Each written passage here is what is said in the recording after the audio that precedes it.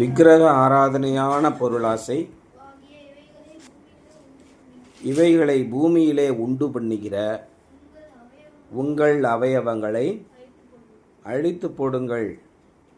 ஆங்கிலத்தில் என்ன பண்ணுறோம்னா put to death therefore what ever belongs to your earthly nature. அப்படின்னா என்ன? ஜென்ம புத்தியை செருப்பால் அடித்தாலும் போகாதுன்னு ஒரு பழமொழி இருக்குது தமிழ்நாட்டில். நம்ம தாய்க்கும் தந்தைக்கும் பிறக்கும் போது தாய் தந்தையோட புத்தி தான் இருக்கும். அதான் ஒரு நாள் பாபண்ணா சொன்னார், உனக்கு உங்கள் அப்பன் புத்தி தானே இருக்குது அப்படின்னு. இதே தான் இயேசு கிறிஸ்துவை பார்த்தும் சொன்னாங்க. இயேசு கிறிஸ்து என்ன சொன்னாங்க? யூதர்கள்லாம் வந்து நீ பிசாசினால் பிறந்தவன் அப்படின்னு சொன்னாங்க. ஆமாம், நீ பிசாசினால் பிறந்தவன் அப்படின்னு சொன்னாங்க. இயேசு கிறிஸ்துவே அப்படி தான் சொன்னாங்க. அதுக்கு இயேசு கிறிஸ்து என்ன சொன்னார்? பிசாசினால் பிறந்தவனா நான் இப்படிப்பட்ட காரியங்களை செய்வேனா? தனக்கு தானே விரோதமாக பிரிந்திருக்கிற எந்த ராஜ்யமும் நிலைத்திருக்காது. எந்த அரசாங்கமும் எந்த ஆளுகையும் உட்கட்சி பூசல் வந்துருச்சுன்னா அது நிலைத்திருக்காது. இன்னைக்கு வரைக்கும் அது நடந்துகிட்டு இருக்குது. சாத்தானும் நானும் சாத்தானும் ஒருத்தர் ஒன்றா இருந்து அவனுக்கு எதிரான காரியங்களை நான் செய்தால் எப்படி நிலைத்திருப்போம்? அப்படி இல்லை. என்னுடைய கிரியைகளை நீங்கள் பாருங்கள். என்னுடைய கிரியைகளை பார்த்து இது தேவனால் உண்டானதா மனிதரால் உண்டானதா என்று பாருங்கள் அப்படின்னு இயேசு சொன்னார். அப்போ நம்ம பூமியில் பிறக்கும்போது யாருடைய புத்தி நமக்கு இருக்கும்? பெற்றோருடைய புத்தி இருக்கும். அந்த பெற்றோர்களுடைய புத்தி இந்த உலகத்தின் சிந்தனை தான் இருக்கும். அதுக்கு தான் இயேசு சொன்னார், ஒருவன் மறுபடியும் பிறவாவிட்டால் தேவனுடைய ராஜ்யத்தில் பிரவேசிக்கவே மாட்டார். அவன் எப்பேற்பட்ட புனிதனாக இருந்தாலும் சரி, எப்பேற்பட்ட புனிதரின் மகனாக இருந்தாலும் சரி, அவனுக்கு ஜென்ம புத்தி தான் இருக்கும். எர்த்லி நேச்சர், இந்த பூமியில் இருக்கக்கூடிய தன்மை தான் அவனுக்கு இருக்கும். அவன் எப்படி சரீர அவயவங்களிலிருந்து தேவனுக்கு பிரியமான ஒரு மனிதனாக எப்போ மாறுவான்? எனக்கு இருக்கிற எல்லா கோபமும் பகையும் விரோதமும் உங்களுக்கு இருக்கும் இல்லையா? தேவனுடைய குணாதிசயத்தை எப்பொழுது நீங்கள் பெறுவீர்கள்? இதை நீங்கள் உணர ஆரம்பித்து விட்டால், சிந்திக்க ஆரம்பித்து விட்டால் மாறிவிடுவீங்க. சிந்திக்கிற மிருகம்தான் மனிதன். அதான் அறிவியலில் சொல்கிறாங்க. எப்பொழுது ஒரு மனிதன் சிந்திக்க ஆரம்பிக்கிறானோ அப்பொழுது அவன் மிருக குணத்திலிருந்து மனித குணத்தை அடைகிறான். அப்போ நம்ம எப்பொழுது சிந்திக்க ஆரம்பிக்கிறோம்? நம்முடைய அப்பாவின் குணம், கோபமான குணமும் அசுத்தமான குணமும் நமக்குள்ளே இருந்து விலகி தேவனுடைய குணம் எப்பொழுது வருகிறது? அதை புரிந்து கொள்ளுங்கள். Put to death therefore what ever belongs to your earthly nature. Sexual immorality இன்றைக்கி அவுத்து போட்டு ஆடிக்கிட்டு இருக்காங்களா சினிமாவில்? நம்மளை சுற்றி எல்லா இடங்களிலும் வந்துவிட்டது. எதையுமே மறைக்க முடியாது இல்லையா? சினிமாவில் வந்துடுது, நாடகத்தில் வந்துடுது, டிவியில் வந்துடுது, மொபைலில் வந்துடுது. மொபைல் சீரியல் அது வேறு, வெப் சீரீஸ் அது வேறு வந்துடுது, யூடியூப்பில் வந்துடுது, இன்ஸ்டாகிராமில் வந்துடுது, ஃபேஸ்புக்கில் வந்துடுது, வாட்ஸ்ஆப்பில் வந்துடுது, எல்லாத்துலேயும் வந்துடுது. எல்லாரையும் நீங்கள் கவனித்து பாருங்கள், என்ன விதமான செய்கைகளை செய்கிறார்கள். நீங்கள் உங்களுக்கு கிளாஸ்லாம் ஸ்கூலில் படிக்கும்போது மாரல் கிளாஸ் இருக்கா? மாரல் கிளாஸ் உண்டா? என்ன சொல்லித்தராங்க? நீனும் போனது இல்லையா? So you don't have moral. Immoral அப்படின்னா என்ன? அதான் இம்மொராலிட்டி சொல்கிறேன். நீங்கள் எல்லா வீட்லேயும் பெற்றோர்கள் கேட்டிங்கன்னா நல்ல பிள்ளைகளாக இருக்கணும், திருடக்கூடாது, போய் சொல்லக்கூடாது, அடுத்தவங்க பொருள் மேலே நம்ம ஆசை வைக்கக்கூடாது, இதெல்லாம் நமக்கு தேவையில்லாத வேலை, கோபப்படக்கூடாது, சண்டை போடக்கூடாது, இப்படி எல்லா பெற்றோர்களும் சொல்லுவாங்க. உலகத்தில் எத்தனை கோடி மக்கள் தொகை இருக்காங்க? 850 கோடி இருக்காங்க இல்லையா? இந்த 850 கோடி மக்களில் கிட்டத்தட்ட பெற்றோர்கள்னு எடுத்துக்கிட்டிங்கன்னா 8000 கோடியா? நீ போகிற போக்கு பார்த்தா நம்ம பிஜேபிக்காரி ஒருத்தி இருக்காளே, அவன் மாதிரி சொல்லுவ போலியா? இந்தியாவிலே 150 கோடி தான்டா. 850 கோடி 850 கோடியை தாண்டிடுச்சு. அப்போ 850 கோடியில் ஒரு 300 கோடி பெற்றோர்கள் இருப்பாங்களா? 400 கோடி பெற்றோர்கள் இருப்பாங்க. எல்லா பெற்றோர்களும், எல்லா நாட்டு பெற்றோர்களும் கெட்ட பெற்றோர்கள் நல்ல பெற்றோர்கள் எல்லாரும் என்ன சொல்லுவாங்க? திருடக்கூடாது, பொய் சொல்லக்கூடாது, அடுத்தவங்க பொருளுக்கு ஆசைப்படக்கூடாது, நம்ம உண்டு நம்ம வேலை உண்டுன்னு இருக்கணும், தேவையில்லாத சண்டைக்கு போகக்கூடாது. இதான் மொரேல் அப்படின்னு சொல்லி சொல்கிறாங்க. இந்த மாரலுக்கு எதிராக செய்வதான் அவர்கள் எல்லாரும். ஊருக்கு தாண்டி உபதேசம், உனக்கு எனக்கு என்ன, இப்படி தான் எல்லாம் செய்கிறாங்க. யார் இதை நேராக செய்ய முடியும்? மனிதனால் முடியாது. அதான் போட்டுருக்குவார், மனுஷரால் இது கூடாது தான், தேவனாலே எல்லாம் கூடும். பல பேர் முனிவர்கள் தவம் இருந்தாங்க, பல 100 வருஷமாக தவம் இருந்தாங்க. 50 வருஷம் 100 வருஷம் 200 வருஷம்லாம் தவம் இருக்கிறவர்கள் இருக்காங்க. சாது சுந்தர் சிங் போய் இமயமலையில் போய் பார்த்துட்டு வந்து சொன்னார், இந்த மனித குணத்திலிருந்து நான் விடுபட வேண்டும் என்று முயற்சி செய்தார்கள், கடுந்தவம் புரிந்தார்கள். இப்போ இந்து வேதங்கள்லாம் ரிக் வேதம், யஜுர் வேதம், சாம வேதம், அதர்வன வேதம், 4 வேதங்களுக்கு தெரியுமா? இந்த வேதங்களில் என்ன சொல்லுது?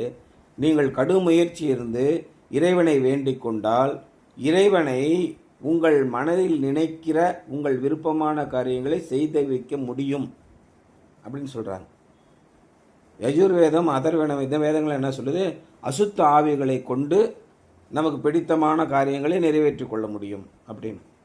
சினிமாலெல்லாம் பார்க்குறீங்கல்ல, ஒருத்தனுக்கு ஒரு பொண்ணை பிடிச்சிருச்சுன்னா அதுக்கு பிசாசை வச்சு அந்த பொண்ணை அப்படியே வசியம் பண்ணுவான்.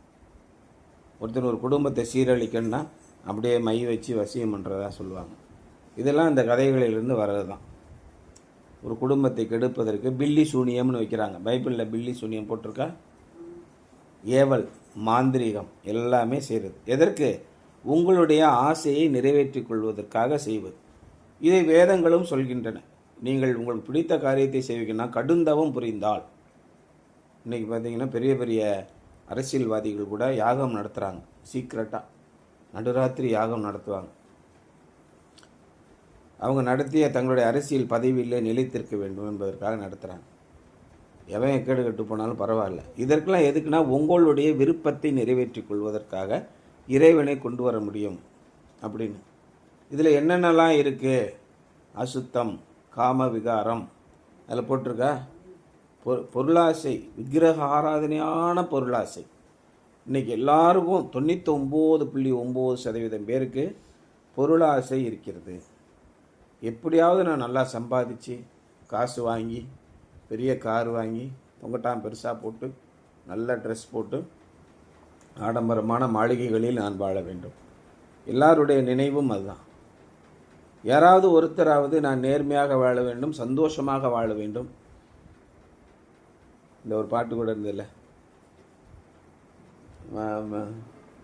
விண்ணுலகிலும் மண்ணுகளிலும் வாழ்ந்து சுகிக்க, விண்ணிலும் மண்ணிலும் வாழ்ந்து சுகிக்க, இயேசுவையே துதி செய் நீ மனமே, இயேசுவையே துதி செய். இந்த உலகத்திலும் விண்ணுலகிலும் நீங்கள் வாழ்ந்து சுகமாயிருக்க வேண்டும். நான் அதிக பொருளுள்ளவனாக இருக்கக்கூடாது, வேண்டியதில்லை. அதிக பொருளுள்ளவனாக இருந்து நான் நோயிலே சிக்கி கொண்டால் என்ன பயன்? அதான் ரொம்ப முக்கியமானது. இயேசுவையே துதி செய் நீ மனமே, இயேசுவையே துதி செய். எதற்காக? விண்ணிலும் மண்ணிலும் வாழ்ந்து சுகிக்க. ஆண்டவர் உங்களுக்கு இந்த நாளை கொடுத்திருக்கிறார் என்றால் மிகப்பெரிய அதிசயம். நாம் சமாதானத்தோடு தேவனுடைய வசனத்தை படித்து இன்புற சந்தோஷம் அடைய முடிகிறது என்றால் தேவனுடைய அனுக்கிரகம். எத்தனையோ பேருக்கு நிறைய சாப்பாடு இருக்குது, சாப்பிட முடியாது. எத்தனையோ பேருக்கு நிறைய வசதி இருக்குது, சந்தோஷமாக இருக்க முடியாது. எத்தனையோ பேருக்கு ஆடம்பரமான கார்கள் இருக்குது, நிம்மதியாக இருக்க முடியாது. நீங்கள் கவனித்து பாருங்கள், ரொம்ப ரொம்ப முக்கியமான ஒரு விஷயம். உங்கள் வாழ்க்கையில் நீங்கள் பார்க்கும்போது வித்தியாசமாக தெரியும். எப்பொழுது நீங்கள் அவரால் பிறக்கிறீர்களோ அப்பொழுது இந்த பூமிக்கு அடுத்த காரியங்களை விட்டு விடுவீர்கள். நம்மளால் நாமே விட்டுவிட முடியாது. எந்த கடுந்தவம் புரிந்தாலும் விட்டுவிட முடியாது. Greed or covetousness is in the King James version is the sin of always wanting more, whether it be more things or more pleasures.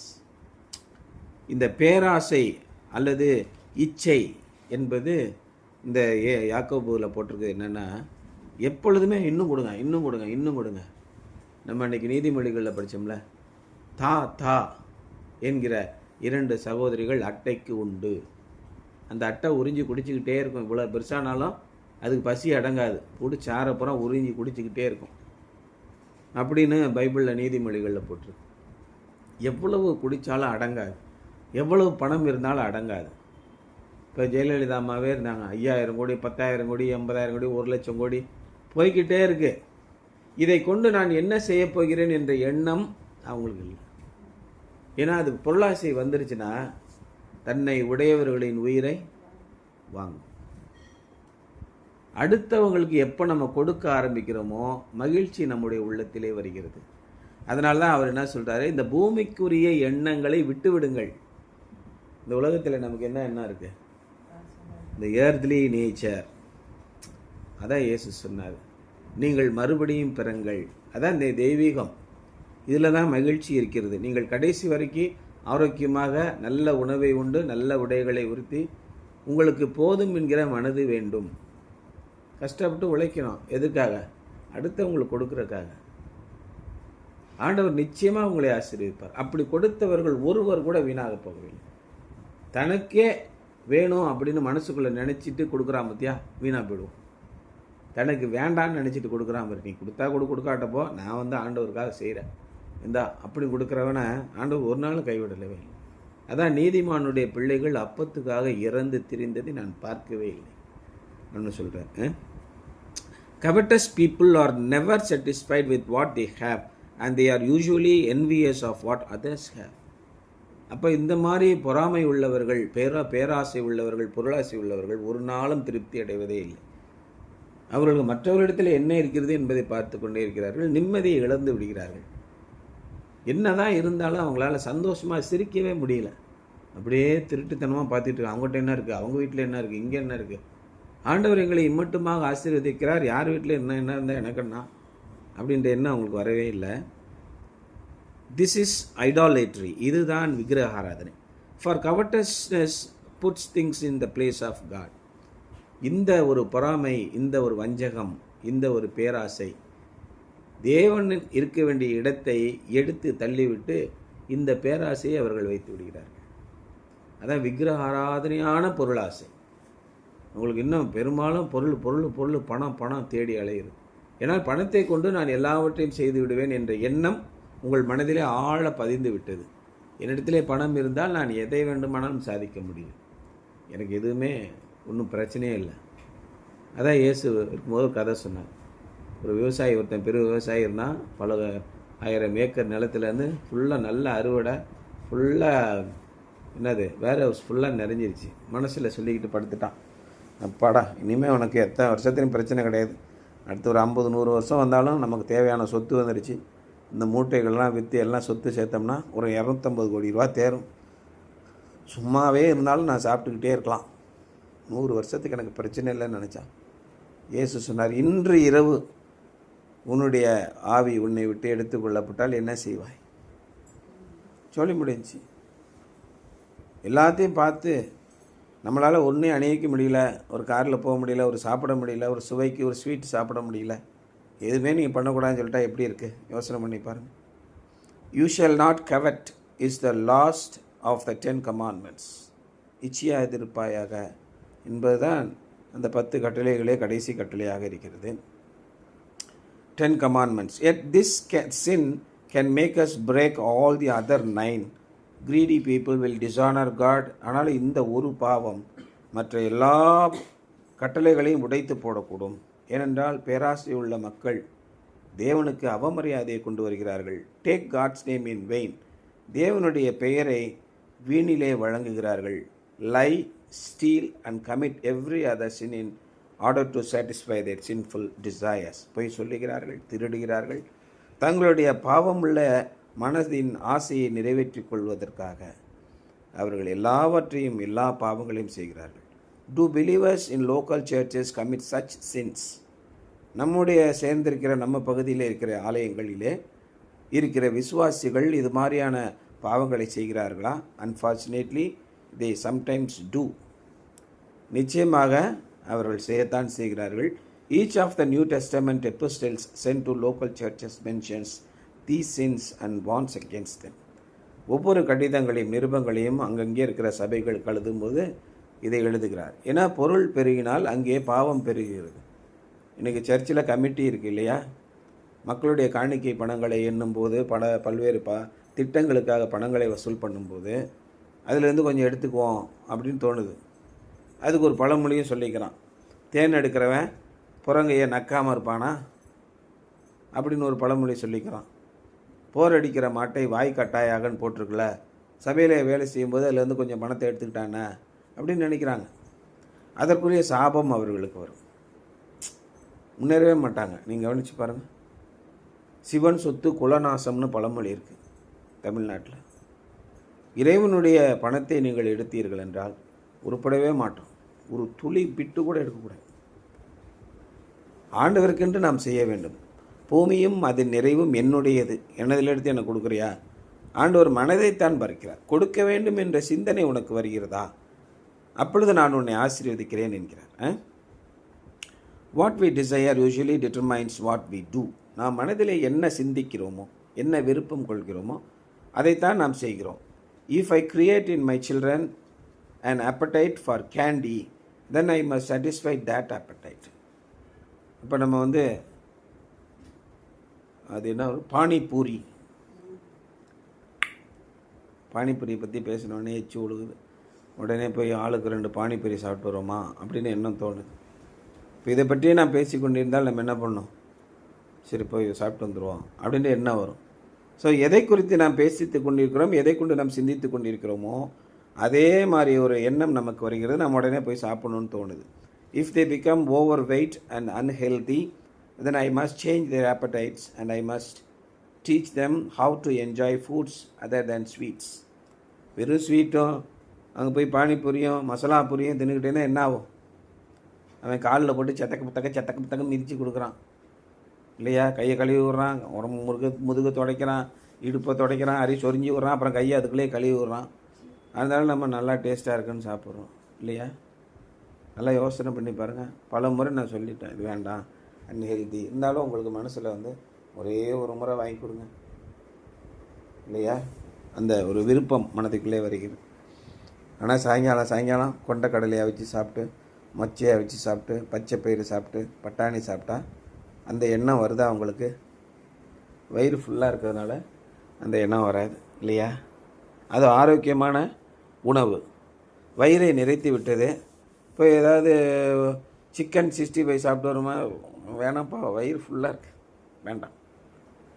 இதே மாதிரி தேவனுடைய வசனத்தை கொண்டு உங்களுடைய மனதை நிறைத்து விட்டால் இந்த உலகத்தின் இச்சைகளை நீங்கள் நிறைவேற்றாமல் இருப்பீர்கள். அதான் செய்தி இங்கே வருது. Create in me a pure heart O God should be our prayer. ஆண்டவரே, என்னுடைய இருதயத்திலே ஒரு சுத்தமான இருதயத்தை எனக்கு தாரும். இந்த உலக ஆசைகளை நான் விட்டு உம்மை சிந்தித்து நீர் குடிக்கிற ஆசீர்வாதங்களை பெற்று வெண்ணிலும் மண்ணிலும் வாழ்ந்து சுகிக்க, இந்த உலகத்திலும் நீங்கள் நன்றாய் வாழ்ந்திருக்க வேண்டும். பிரியமானவனே, என் ஆத்துமா வாழ்வதைப் போல் நீயும் போதும் எல்லாவற்றிலும் வாழ்ந்து சுகமாயிரு மகனே. நீ கிறிஸ்தவனாக வந்ததுனாலே பிச்சை எடுத்து தெரிய வேண்டுமா? ஒரே ஒரு வெள்ளங்கியை போட்டுவிட்டு சோத்துக்கு வழி இல்லாமல் அலைய வேண்டுமா? அது தேவனுடைய சித்தமே இல்லை.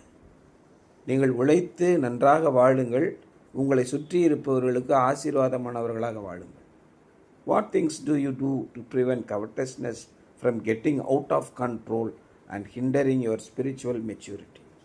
பொருளாசை கட்டுப்படுத்த முடியாத அளவுக்கு உங்களை போட்டு சூழ்ந்து கொண்டு ஆவிக்குரிய முதிர்ச்சியை அடைவதை தடை செய்யும் போது அதை தடுப்பதற்கு நீங்கள் என்ன செய்யலாம் என்று நினைக்கிறீர்கள்?